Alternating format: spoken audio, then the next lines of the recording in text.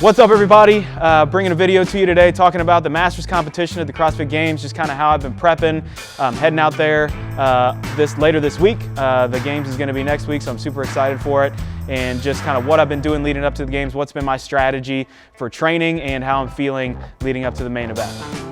All right, so it is the week before the Games, and a couple individual events have been announced. Not necessarily Masters events, but a lot of times those events overlap. So I'm gonna do one of them, at least my best guess of it. The Games released that 4 rounds for time, 4 rope climbs, 500-meter ski erg, and then a sandbag carry. Don't know the weight of the sandbag and don't know how far. So I'm gonna go for worst case scenario, 200-pound sandbag, about 50 to 60 feet. So an out and back that I kind of measured out in the yard there, and do that for 4 rounds and just kind of see how I feel. So, Games week, a little bit less volume, just trying to stay fresh, trying to come into the actual weekend of the Games healthy, but we'll cover a little bit more of that later. For now, let's just do the workout.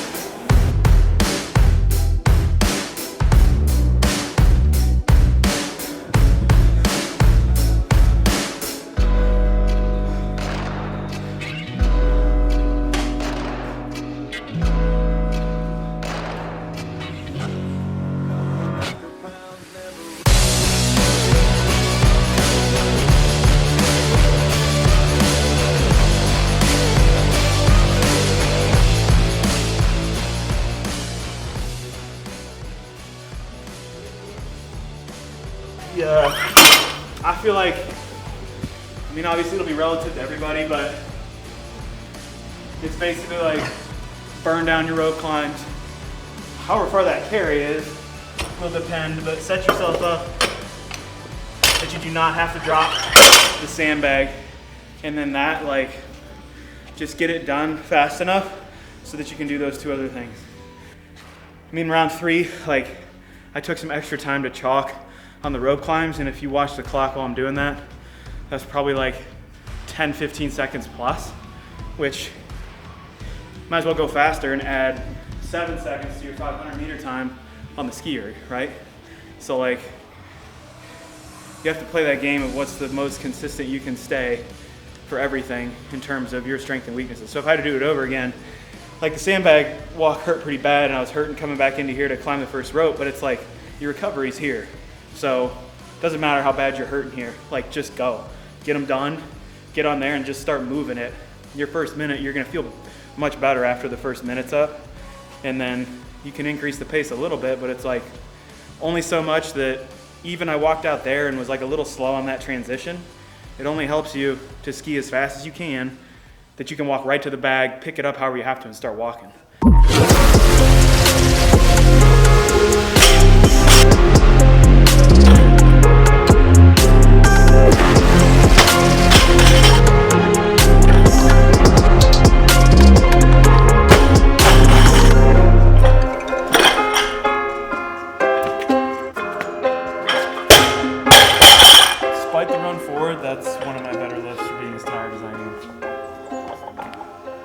waited, kept pulling, didn't stop pulling.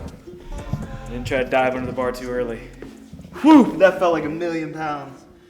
So training has actually been going really well. I opted for less volume, potentially a little less fitness for feeling good, feeling healthy, and not having anything in the back of my mind to be worried about. So back in the qualifier, I had some problems with actually this knee or tendon on this leg, probably from compensation on from hurting this leg in 2018, and I didn't want to have to deal with that leading into the game. So I took the necessary precautions, didn't do certain movements, and trained certain ways to make sure that that wasn't the case. So at the sacrifice of some fitness, yeah, but I think overall my performance will be better with the body feeling better heading into the main event. So what did that really look like? I've definitely over the past 2 to 3 months put less of a priority, honestly, on strength and more on conditioning. That's probably where I've been weakest in terms of what could come out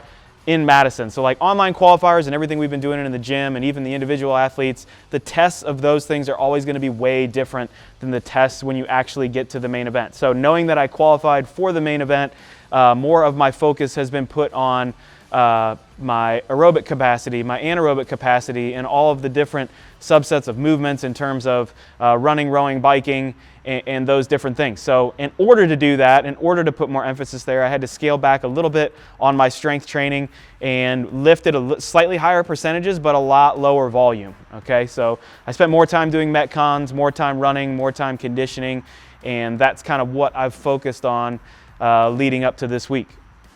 Based on the events that I did and the events that I know have been done in the past that I tested, there's certain things I definitely feel prepared for. There's definitely certain things I know that compared to the field I'm probably going to struggle with, which is all part of the competition. You know, you still got to show up and execute. So in terms of where my priorities have been this year, I've definitely, like I mentioned, both for health reasons and other reasons, I've put more priority and time into some coaching things and some things I'm doing outside of just competing that has taken a little bit away from it, but I'm okay with that, and I'm happy that I still get to be out on the floor and compete. And like I said, I think it's paid off well for me just from a health standpoint, being able to go into the event feeling fresh and give it my all and not have any second guesses about any little chinks in my armor, any little things that could go wrong, or, oh man, you know, this has been really bugging me, so I'm afraid to lift X amount of weight on a max lift, or I'm afraid to run too hard because I don't want to hurt whatever body part. So I think all that's paid off. It was the right approach for me this year. I don't know what next year is going to hold, but I'm glad that I chose to do this. I'm glad that I chose to compete in the Masters event. I'm excited for it, and excited to just get back out on the floor with a handful of competitors that I've competed with in the past and throw down and see what I've got. Yeah, since this is my 6th games, obviously it's not my first rodeo, but because I've never been there as a master, you know, this will be a little bit different. Like I mentioned, the focus has been a little bit different, but I'm really looking forward to just getting back out on the floor and being part of the community. You know, a big part of it, what I'm looking forward to, is being at an event. So all of 2020, kind of lost events, didn't know what they're going to look like. I felt bad for the competitors who didn't get to do the games really in 2020, how everybody wished that it could have been done. So I'm excited that it's back on, that CrossFit events are back on. There's a lot of other events throughout the year that I'm excited about, and obviously the games is always kind of like our Super Bowl for our sport. So it'll be cool to be back there with all the other competitors. It'll be cool to be back there with fans in the community. CrossFit has such a strong community, so I hope you guys will be there. So I hope I get to see you guys there and just get to take in everything that the weekend has. So it's always a really exciting weekend to watch. It's an exciting weekend to compete at, and it's an exciting weekend to meet people and have some fun. So hope you guys enjoyed this video. If you have any other questions about how I prepped for Masters training or training in general in terms of the competition side, put them down in the comments below, and we'll see you next time.